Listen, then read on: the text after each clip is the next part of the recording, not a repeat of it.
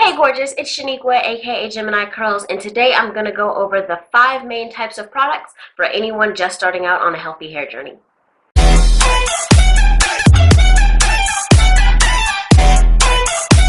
Hair products come in 5 main types: cleansers, conditioners, moisturizers, sealants, and stylers. So let's break down each one. Cleansers do exactly what they sound like. They clean your hair and scalp by removing product buildup and debris. You can use shampoo, cleansing conditioners, aka co-washes, and even clay and apple cider vinegar to clean your hair. But I've never tried clay or vinegar, so I can't really recommend either one from personal experience. The kind of cleanser you use is going to determine whether or not it can be used on the entire length of your hair or just your scalp. Shampoos are designed to remove product buildup specifically from the scalp, so you really don't need to lather the length of your hair. That can actually remove too much of the natural oil layer that we have on our hair strands, and it will leave your hair feeling really stripped and brittle. The runoff from the shampoo is actually going to clean the length of your hair when you rinse it out. You might have heard someone mention the term sulfate-free shampoos and how they are much better to cultivate healthy hair. Sulfates are just detergents that remove debris by building up a lather that lifts away the product buildup as the shampoo is rinsed. If your hair isn't being properly moisturized, using shampoos with sulfates can actually lead to drier, more brittle hair over time, which will make your hair more prone to breakage. Sulfate-free shampoos tend to have more natural ingredients and leave the hair more moisturized after rinsing. But sulfate-free shampoos can also cost a lot more by volume, so just be aware of that when you're picking your products. If you're going to use a clay, a co-wash, or even an apple cider vinegar rinse to clean your hair, it's perfectly fine to put that on the length of your strands. Just be aware that these kinds of cleansers don't clean your hair and scalp as well as a traditional shampoo, even a sulfate-free one sometimes. So you may need to adjust your routine to include a clarifying shampoo maybe once a month or so. Let your hair help you determine that. A conditioner can be defined as any product that's meant to affect the overall condition and manageability of your hair. There are 3 kinds of conditioners: rinse-out conditioners, deep conditioners, and leave-in conditioners. Rinse-out conditioners are meant to be used immediately following a shampoo to put back the moisture and manageability that is lost when you strip your hair. Some people call them instant conditioners because they don't have to sit on your hair for very long to be effective, normally just a few minutes. Deep conditioners tend to be much thicker than rinse-out conditioners and normally need to be left on the hair for a longer period of time. Sometimes they're called hair masks or deep treatments, but it really all amounts to the same thing. You can use a deep conditioner right after you shampoo or after your rinse-out conditioner. Another option is to deep condition overnight the day before you plan to shampoo your hair. I don't personally do this because I don't like to spend more than one day on my wash routine, but do what works for you.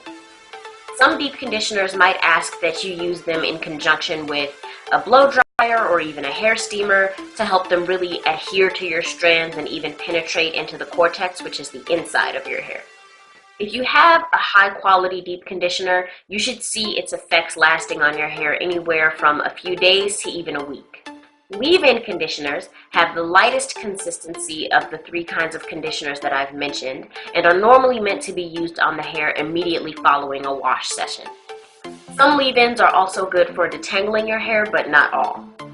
I like to think of a leave-in conditioner as the base on your hair for the week between washes. It's going to infuse moisture into your hair and make it soft and manageable. I normally pick my leave-in based on the scent and how I want my hair to feel until the next wash. Some leave-in conditioners are going to leave your hair more or less supple than others, so it really takes a bit of experimentation to find out what you prefer. Now, a lot of people get confused when the term moisturizer comes up because a lot of people use the term interchangeably with leave-in conditioner. And there are a lot of similarities between the two. Both of them infuse moisture into the cortex and can have overall positive effects on the condition of your hair. But the main difference, in my opinion, is that moisturizers are designed to work on the inside of your hair by infusing moisture, and leave-in conditioners are designed to work on the outside of your hair by affecting its overall condition and manageability. So that's going to be like how soft it is, how shiny it is, how it smells, all that good stuff. You can use a moisturizer throughout the week on damp or dry hair as needed. Typically, leave-in conditioners are only used on your wash day. But where this really gets confusing is that you can use your daily moisturizer as a leave-in conditioner, and you can use your leave-in conditioner as a daily moisturizer. And moisturizers can come in every consistency, from a watery spray to a really thick cream. So it really comes down to how your hair responds to the product.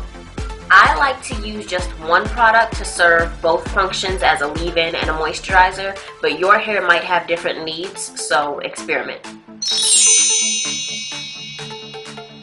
Sealants are really important for afro-textured hair because they help us to retain moisture. The problem is, a lot of us have been taught to use sealants in the wrong way, and then we blame them for our hair problems.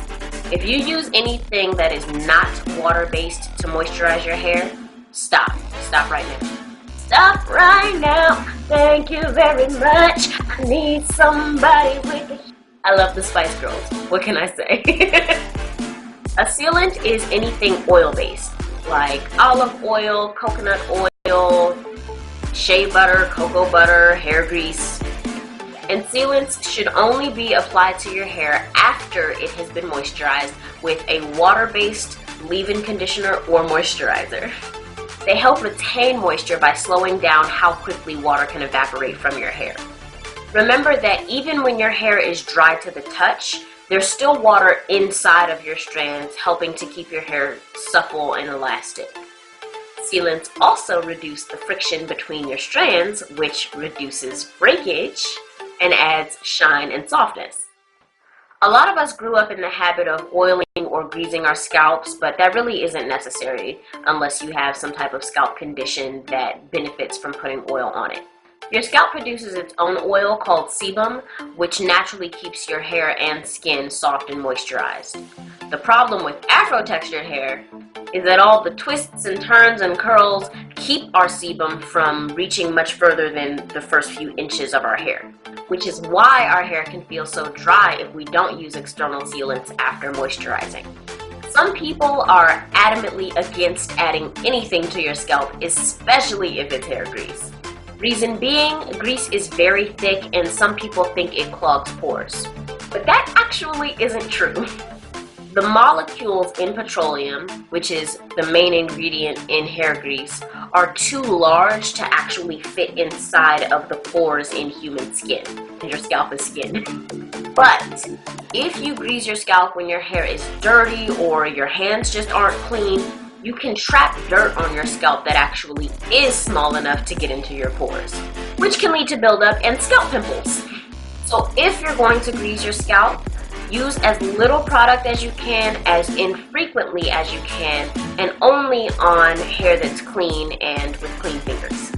A better bet is to use natural oils instead, because they don't create as thick of a seal and they actually contain vitamins and minerals and nutrients that can actually nourish your scalp. A styler is any product meant to give your hair hold and control. So think of gel, mousse, setting lotion, twisting butters, edge control, yada yada yada yada yada. Normally, a styler isn't going to do anything for the moisture and overall condition of your hair, so please don't slap a bunch of gel into your hair and think that you are moisturizing it. Stylers with a lot of hold can actually dry your hair out if they contain certain kinds of alcohol in the ingredients. So just be careful with the amount of product that you're using. And unlike moisturizers and oils, it's normally a bad idea to add more styling product on top of styling product in between washes, because that can actually leave your hair really crunchy and dry. Some of them might even flake and make it look like you have really bad dandruff, which isn't something anybody wants. but not all stylers are going to leave your hair crunchy. Oil-based stylers like edge control, twisting butters, and pomades can be used to both seal and style. I like shea butter, cocoa butter, and really thick hair greases to style my hair because I can use them as sealants too, which means I don't have to layer a whole lot of different products on my hair and they give a soft hold. But if it was raining or really humid outside, I would probably go for a gel or something like that because it would keep my hair from getting poofy. So just use your discretion for what styler you're reaching for, if any. So I hope this video wasn't too long or too complicated. I just wanted to give you guys a quick reference that you could use if all of the different hair product lingo floating around the internet leaves you confused at all. If you have any questions, concerns, suggestions, or requests, please leave them in the comments below. Check the description box for links to my social media profiles and subscribe to my channel if you haven't already. And I will see you guys in the next video. Mwah! Baby, but you know I never